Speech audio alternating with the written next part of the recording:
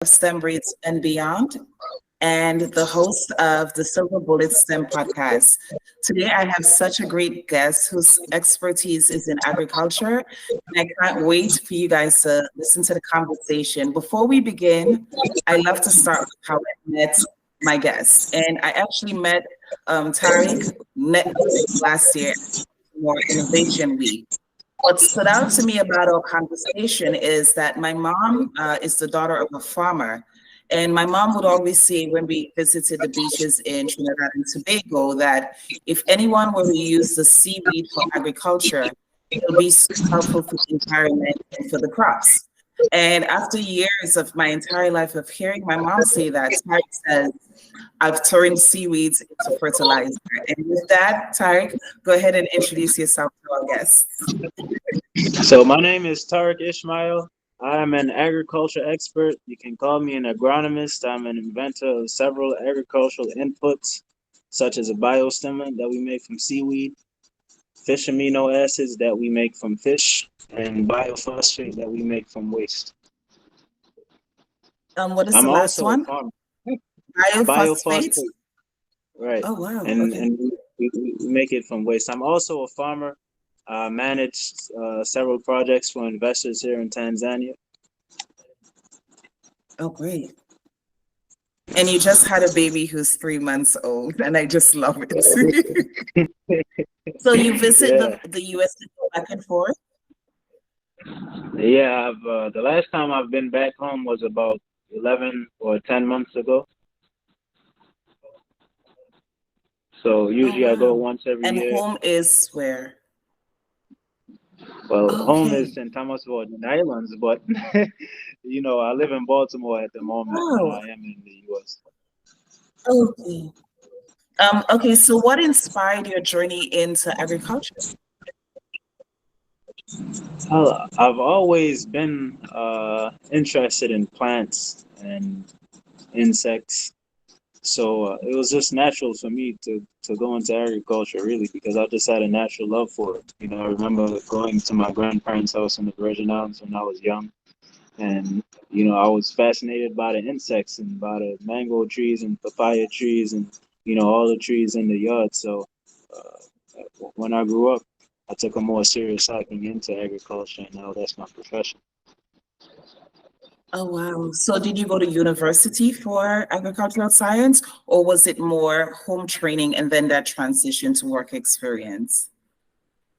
Well, my university experience, I actually studied sociology, and then I got my master's degree in international trade and commerce law. So, really, those are not directly, related to agriculture, but they're still very helpful in the field Yeah. that I'm in.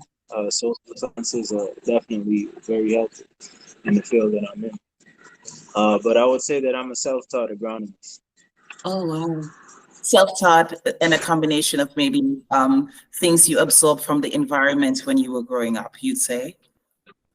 Of course, because seaweed, Yes, yeah. for example, like you guys in Trinidad, we get a lot of seaweed on the beach in St. Thomas. So when I was young, 14, 15, Yeah.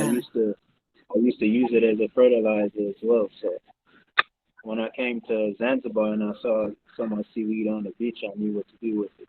Of course, now it's a more matured idea, uh, and it's Yeah. turned into a liquid product instead of just manure. Got it.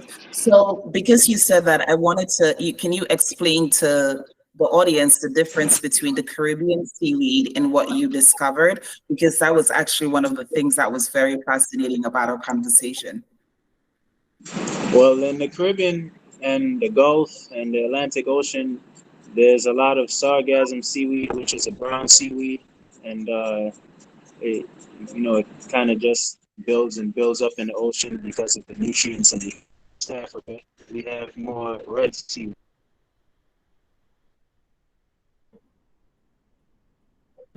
The red seaweed here is the big. What do I say? We get sargassum on the beach in the Caribbean, then it can become a nuisance. Is how we get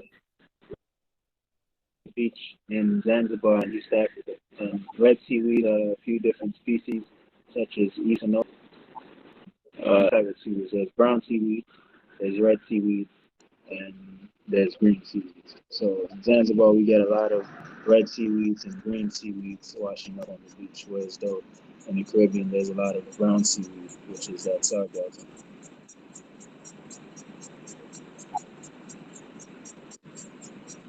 Okay, thank you so much for sharing that. So you shared that the three things you invented and that you are a farmer. For people who may be interested in agricultural science as a profession, you know, when I think farming, because we had to spend summers with my grandma, farming is hard. So tell me about some job avenues that are available for someone like me who I would love to be able to get a green thumb, but I just the labor part of the farming is hard. So talk to me about some different avenues in the field of farming that for people who are less labor intense to people who really want to get their hands dirty. Well, farming isn't as hard these days as it used to be because there's a lot of technology. We have tractors. People can go into the avenue of being a mechanic or an engineer, develop new tractors and technologies for use on the farm to actually make the work of farming easy. An agricultural engineer would uh, design systems around farming to make them more efficient. And probably wouldn't have to spend a lot of time in the field.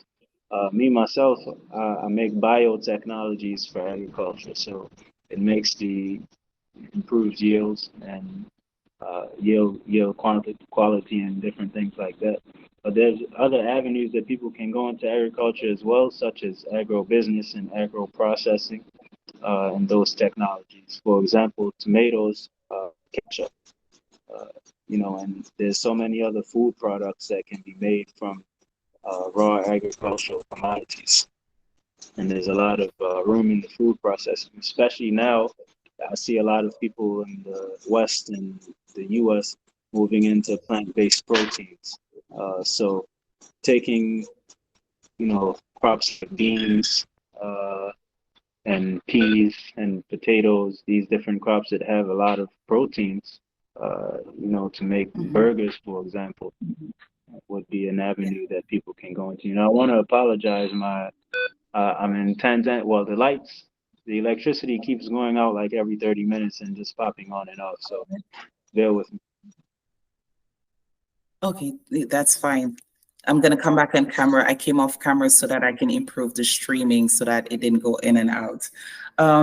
So Thank you. what would you say to, yeah, absolutely. So what would you say to, because of my target demographic is the underrepresented community. And so for children who live in the cities or the underrepresented community, agriculture and Mhm. access to fresh produce is not always something that is readily available or cost effective. So the exposure we had being Caribbean, a lot of kids don't have. What does it look like in the raw for a child who may have the knack for agriculture but doesn't have the exposure at a young age?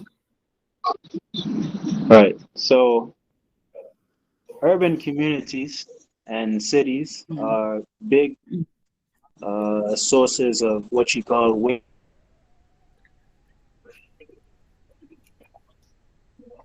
streams.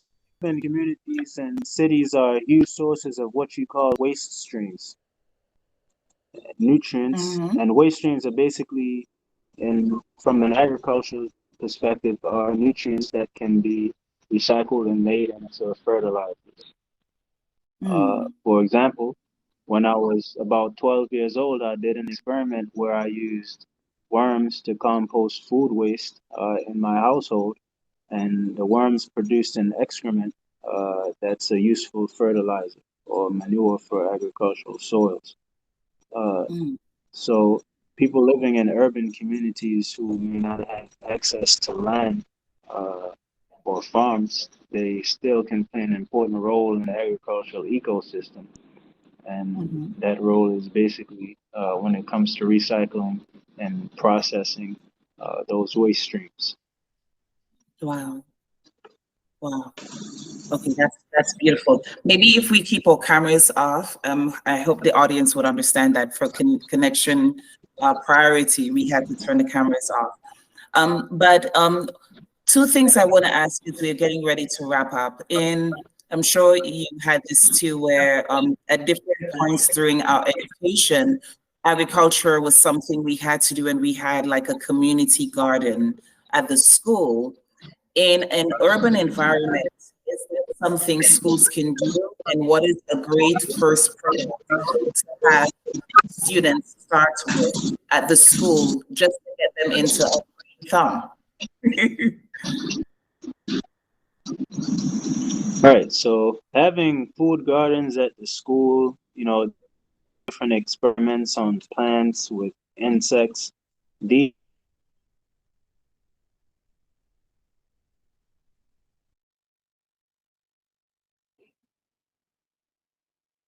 These are 100% ways to pique children's